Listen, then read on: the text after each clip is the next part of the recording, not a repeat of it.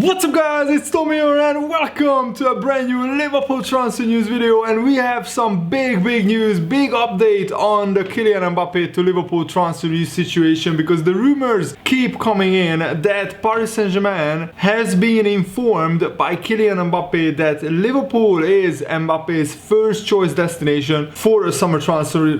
So if you are excited about this news, leave a like on this video, subscribe if you are new to my channel. And Liverpool's attack is under the microscope right now because of our lack of goals. We just scored one goal in the last 5 home league games where we lost all 5, which is a new low, a new club record in Liverpool's history. And there are 3 emerging storylines that are worth discussing. So we have seen reports that Liverpool will try to buy a new striker, a new number 9 in the summer to make up for Roberto Firmino's lack of goals. Also, star player Mohamed Salah has been starting to agitate over a new contract according to reports, and suggestions say that Salah might look for a fresh challenge, maybe in the summer, maybe next summer, maybe 2 years from now. We don't know that yet, but I think it's still in Liverpool's hands whether we sell Salah, because he still has a long contract to go. So even if Salah says he wants to leave, Liverpool are not forced to sell him unless an incredible huge bid comes in for Mo Salah. And the big question, is this just a blip in Liverpool's front 3 goal scoring numbers, or is this the start of the decline, and maybe the Salah, Mane, Firmino trio is not the threat they once were? But solving this problem is more tricky, I think, than at first it looks, because this has been a season like no other, with games coming thick and fast, injuries happening so frequently like never before, and Liverpool are in danger of missing out on Champions League football, which would see Liverpool lose out on 40 to 50 million pounds on their expected financial targets. So what can we truly expect of Liverpool when the market opens in the summer? A simple fact to begin with here is that Jurgen Klopp is highly unlikely to sell Roberto Firmino because he has been so important to the team's evolution. His role has always been less about goals and more about setting the tone for a certain style of play, the high pressing. This team's system is not going to change overnight. So while some fans are beginning to call for Firmino to be replaced, I'm not one of them. I want Liverpool to find an upgrade, and maybe to Firmino to drop back to a number 10, or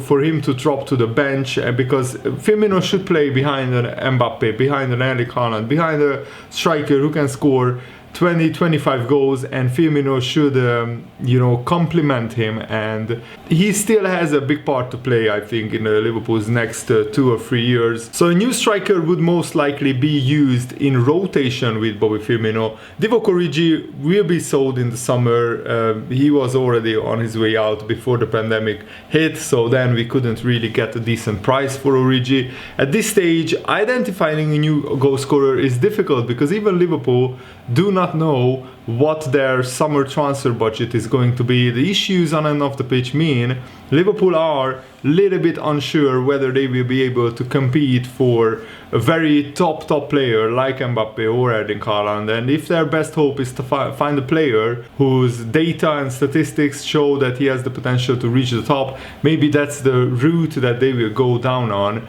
With Liverpool, this is always key to keep in mind. They have clear analysis on different types of players in similar positions, and they choose targets from a shortlist that is then created. At this stage, it would be difficult to see Liverpool competing for a top player like Haaland or Mbappe, although recently there has been news suggesting otherwise. It has been claimed that Mbappe loves the idea of playing under Jurgen Klopp, and if he were to move to England, that would be his choice, Liverpool. Perhaps that is truly the case, but some sources think this story could also be an example of maybe mischief making. It could be a story created in part to show Real Madrid that they will not have a free run at Mbappe if he decides against signing a new contract in PSG, which is more and more likely every week. It might seem a cynical stance, yet it is a tactic in the transfer market that has been used many times before. And while Liverpool probably does make sense from a stylistic point of view, as well as the fact that they have the status in European football to potentially convince Mbappe that major silverware would be possible at Liverpool, there is still that big question: how would Liverpool deal with this financially? This is a club that has been shopping in the bargain basement to fix their defensive issues with Kobach and Ben Davies just over a month ago, and they also tried to furlough their staff during the pandemic. So Liverpool are not exactly like swimming in money, if you like. And some sources claim that Liverpool have insisted that they do not have the budget that you would expect from a club that just won the Premier League, that recently won the Champions League as well. And Mbappe already earns £300,000 per week at PSG, and he's expecting his new contract to maybe even be like 50% more than that. No Liverpool player earns as much as already Mbappe earns at PSG, and if he wants £500,000 per week weekly wages, that would absolutely flip the whole wage budget of Liverpool, and also many big stars would knock on Liverpool's door that they would need to be rewarded as well. They would need a big pay rise, and I'm not sure if Liverpool can afford it. So Salah is interested in a transfer to La Liga, maybe to Real Madrid or Barcelona, and they are both aware of his mindset. Salah has hinted twice in interviews this season that the ball is in Liverpool's court in terms of how his future plays out, but sources are suggesting that discussions are also now taking place behind the scenes on maybe a transfer away from Liverpool. Beneath all of this is also a desire from Salah to be considered the greatest African player of all time. That's one source that said that Barcelona have not been able to consider the idea for now because they are bankrupt almost. They don't have any money. But their situation will become more clear after presidential elections take place tomorrow. A door for Salah is only likely to open if Messi departs, or somehow the club manages to find the funds for an elite forward despite their huge debts. Maybe they will take out another loan.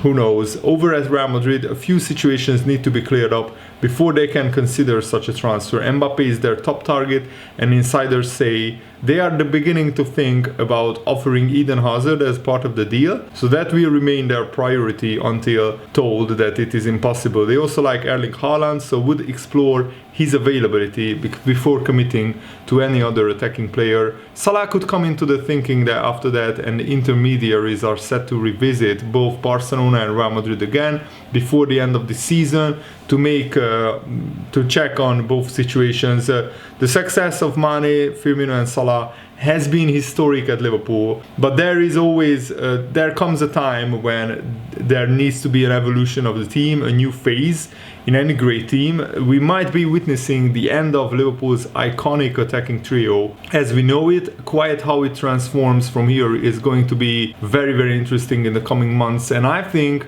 Liverpool should keep all three players if financially possible, and Salah sign a striker. But if we can't sign a striker unless we sell one of them, then I would sell Firmino. I would still give Sadio Mane one more season because I think Mane is just having a bad run of form. He's not declining, and Salah is in top form still.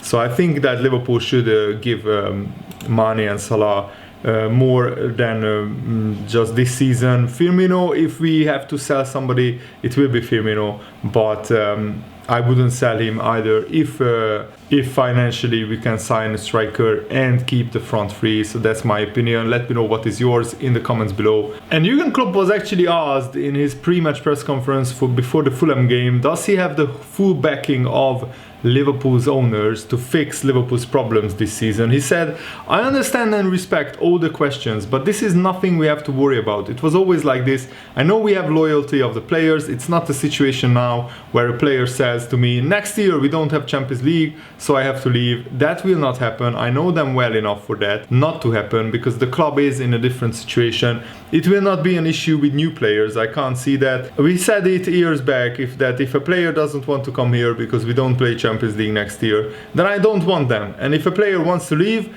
because we don't have Champions League, then I don't want him either. It's not a personal thing, but it is always like this. You always need to find the right squad for the challenges you face, and then you go for it. It is nothing I worry about. We all expect more from us, to be honest. We are pretty realistic about the things we do, and I don't feel that the team leaves me alone to stand in the fire. I'm not sure of the right saying, but this is just how it is. In England, the situation is like this, where nobody above the manager gives interviews. In Germany, this situation is typically that the president, CEO, or sporting director gives an interview and faces questions over whether someone is the right coach. They have to say, oh yes, we trust him, and all these kind of things. And it's like you feel in the first moment when they have to say that the manager is already halfway out of the door. The situation in England is different, and in the club it's pretty clear as well. The owners want me to sort the situation, and I want to sort the situation together with the players. That is the plan, and I'm really happy to hear that. The owners would be absolutely mad to even consider replacing Jurgen Klopp. There is no better manager in the world of football. Pep Guardiola would never ever be able to do what Jurgen Klopp did with Dortmund, what Jurgen Klopp did with Liverpool, to manage a team who have a fraction of the resources of other top teams in the same league, and to still win the league title, to still win the Champions League ahead of incredibly rich clubs. That only Jurgen Klopp could do that with Liverpool, and not other managers. I consider Jurgen Klopp by far the better manager than Pep Guardiola still. And Jurgen Klopp also was very honest, saying, I can't really tell the Liverpool supporters what they should think. At the time when I said that I sent that phrase to turn them from doubters into believers, it was my decision. It was never a message that meant everybody had to follow it or not.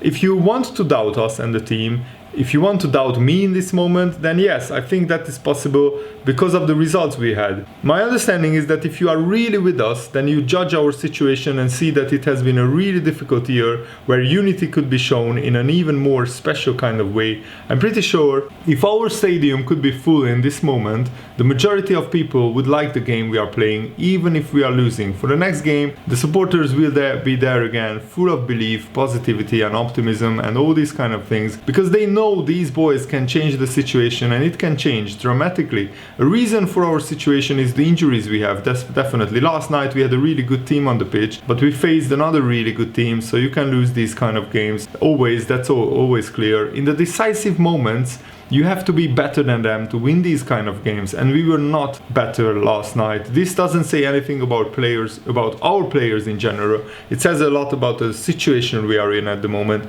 If someone wants to doubt us, I can't change that, obviously. If somebody wants us to do well, and especially in the future, then that is welcome. And there is a new report coming in that Wijnaldum's agent is offering his client around to other clubs, pitching Wijnaldum as a reported wage demands of 10 million euros per season on a preferred 4-year contract. Who would want to sign Wijnaldum on a 4-year contract? I'm not really sure. Inter Milan are one of the clubs, Barcelona is another. Fabrizio Romano has reported that Wijnaldum would likely to have an answer for Liverpool in February, but we have yet to hear any update from Wijnaldum's camp. And according to reports, Wijnaldum's wage demands are 190,000 euros per week, which is a lot. That's like 160,000 pounds per week.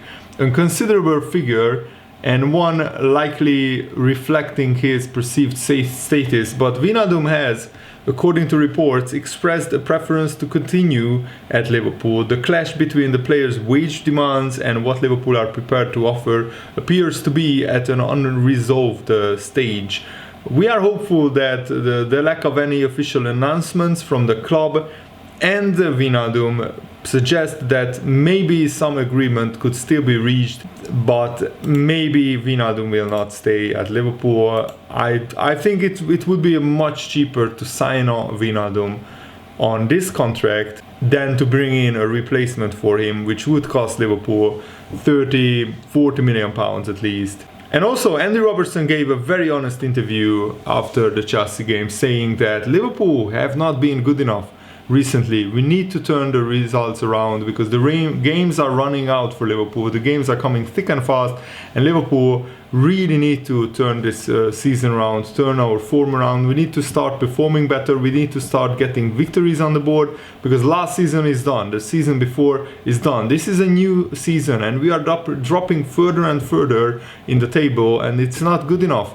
We need to put wins together. We need to win games so we can put pressure on teams above us, because everybody has written Liverpool off recently, and that's according to Andy Robertson. So this is a very, very honest interview. And also we have news that Ozan Kabak is a big doubt for the Fulham game. It looks like he will not be fit enough, and it looks like Ben Davies hasn't been training at the level that is required for him to make the Liverpool team so far, because it looks like Nathaniel Phillips is ahead of Ben Davies in the pecking order. So James Pearce said recently that Ben Davies has been brought in as cover, and he hasn't been required yet.